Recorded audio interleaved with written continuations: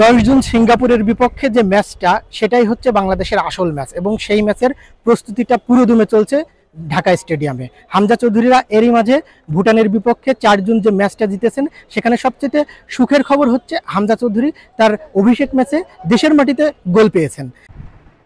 ভুটানের বিপক্ষে দাপটে খেলে জিতেছে বাংলাদেশ, তাতে সিঙ্গাপুর ম্যাচ নিয়ে মানুষের আগ্রহ বাড়বাড়ন্ত।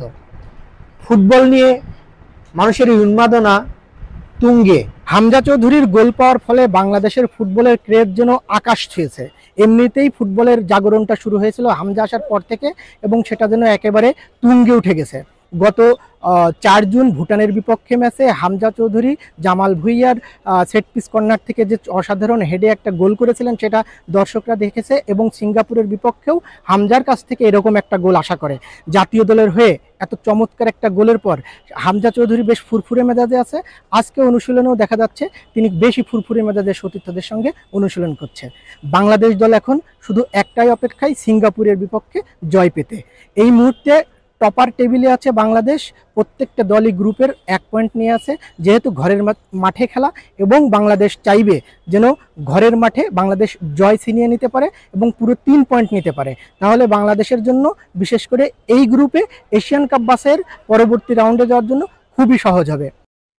বাংলাদেশ ফুটবলের গতি প্রকৃতি খেয়াল করলে দেখবেন আগের তুলনায় গত 2 বছরে বাংলাদেশ মাঠের খেলায় তুলনামূলক ভালো ফলাফল করছে। এর সঙ্গে খেলার ধরনেও কিন্তু একটা পরিবর্তন এসেছে। এজন্য মানুষের মনে জাতীয় দল নিয়ে একটু আগ্রহ তৈরি হয়েছিল। এর মধ্যে কিছু ঘটনা যেমন হামজা চৌধুরী ও সমিত সোমের অন্তর্ভুক্তির কারণে মানুষের আগ্রহটা আরও কয়েক গুণ বেড়ে গেছে। এই আগ্রহটা শুধু ঢাকা কেন্দ্রিক নয়, ঢাকাকে ছাড়িয়ে সারা দেশে ছড়িয়ে পড়েছে। জাতীয় দলে যেমন হামজাদের অন্তর্ভুক্তির ব্যাপারটা আছে, তেমনি এর সঙ্গে জাতীয় দলের ক্রম উন্নতির ধারাটাও একটা কারণ হতে পারে। আপনারা অনুশীলন ফলো করলে দেখবেন যে আগের চেয়ে অনেক উন্নতি হয়েছে অনুশীলনে এবং সেট পিচে যে দুর্বলতা ছিল বাংলাদেশের সেগুলো কিন্তু সমস্যার সমাধান করেছেন কোচ হাবিয়ের কাবরেরা। তার সময় দিলে তিনি হয়তো এই দলটাকে সত্যি সত্যি এশিয়ান কাপে কে জানে নিয়েও যেতে পারেন। এখন শুধু সময়ের অপেক্ষা। আমরা সিঙ্গাপুরের বিপক্ষে আশা করব বাংলাদেশ একটা ভালো ফল এনে দেবে। বিশেষ করে হামজা চৌধুরীর সঙ্গে সমিত সোম এবং তার সঙ্গে যোগ হয়েছেন ফাহমিদুল, আর আমাদের স্থানীয়রা তো আসেনি।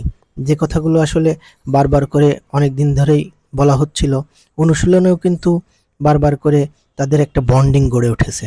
সো আমরা মনে করি একটা ভালো দলই হতে যাচ্ছে বাংলাদেশ। সঙ্গে যোগ দিয়েছেন সমিত সোম, ফাহমিদুল ইসলাম।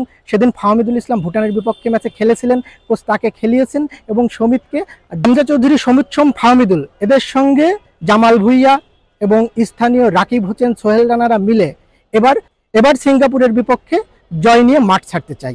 বদিউজ্জামান মিলন, ঢাকা স্টেডিয়াম।